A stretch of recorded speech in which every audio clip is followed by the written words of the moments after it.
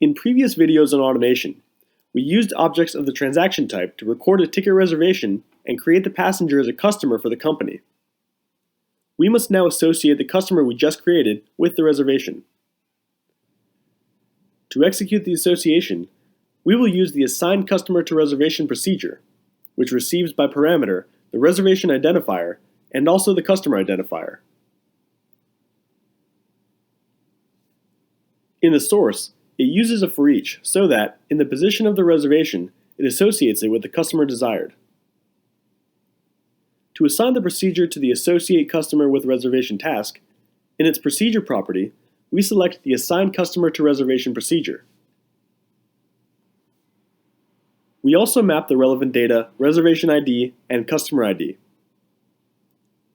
Then we press OK. Back in our diagram, we can see that following the execution of the Associate Customer with Reservation task, or also in the case where adding the passenger as customer was not necessary, we must validate the reservation by means of the Validate Reservation subprocess. Taking a close look at the symbol of the subprocess we selected in the modeling stage, if we compare it to those in the toolbar, we will see that we used a subprocess of the embedded type. We may use one of either two types of subprocesses, embedded or reusable. Embedded subprocesses are used when we want to encapsulate several tasks in a complex diagram in order to improve comprehension. Reusable subprocesses enable us to invoke an independent process and the possibility of reusing its functionality in the calling process. Since they're independent processes, the relevant data is also independent, though there is a mechanism for associating them with one another. Having defined the Validate Reservation process in our example as an independent process diagram object, then we must change the subprocess symbol we use to a different one of the reusable type. So we go back to GeneXus to modify the flight ticket reservation diagram, then delete the embedded subprocess, drag a subprocess of the reusable type, and restore the connections.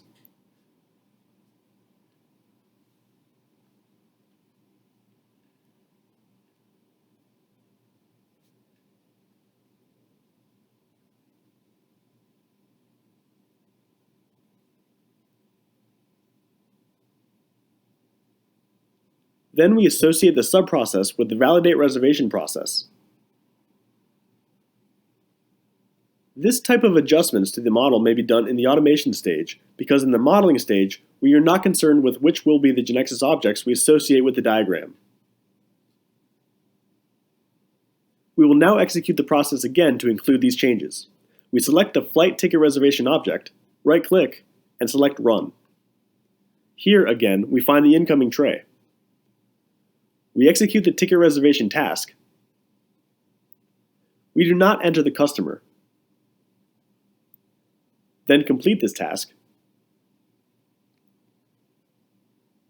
and execute the following task, Record Customer.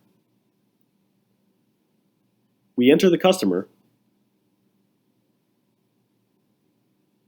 confirm, and we close the window. The following task shown by the incoming tray is Contact Airlines, the first task of the Validate Reservation subprocess.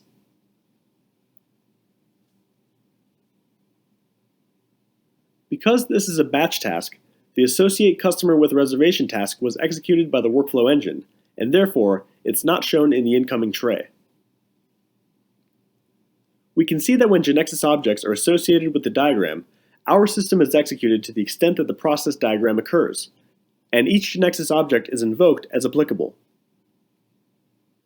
This makes it unnecessary to code link the calls between GeneXus objects, as is the case in an application where workflow is not used, because invocations are automatic.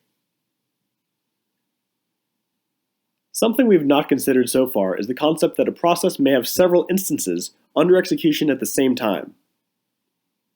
This means that it's possible to initiate different executions in the same process that take place simultaneously. In the incoming tray, the button to New enables us to initiate a process instance. This is useful for testing different scenarios for executing the process or the task, a typical aspect in a prototyping cycle where we carry out tests to verify the functioning of our system. In GeneXus, we can define whether we want to work with workflow in prototype mode or in standard client mode, that is, executing the application as if it were in production. This is something we do in Preferences, in the properties corresponding to environment, under Workflow, in the execution mode property. The main difference between the two modes is that in prototype mode, we can execute any task with no restrictions on roles or permits, and only the instance initiated will be executed, while all previous instances will be aborted.